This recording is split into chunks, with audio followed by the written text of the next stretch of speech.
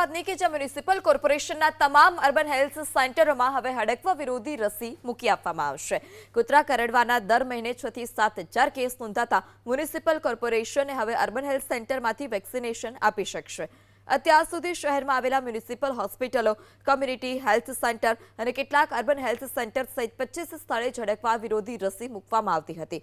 વર્ષ 2023થી જાન્યુઆરી 2026 સુધીમાં કોર્પોરેશન તરફથી 2,47,023 લોકોને હડકવા વિરોધી રસી આપવામાં આવી છે.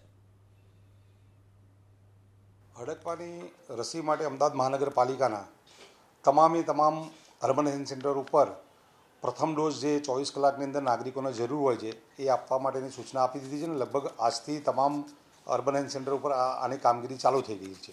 અત્યાર સુધી શહેરમાં આવેલા મ્યુનિસિપલ હોસ્પિટલો, કમ્યુનિટી હેલ્થ સેન્ટર અને કેટલાક અર્બન હેલ્થ સેન્ટર સહિત 25 સ્થળે ઝડકવા વિરોધી રસી મૂકવામાં આવતી હતી.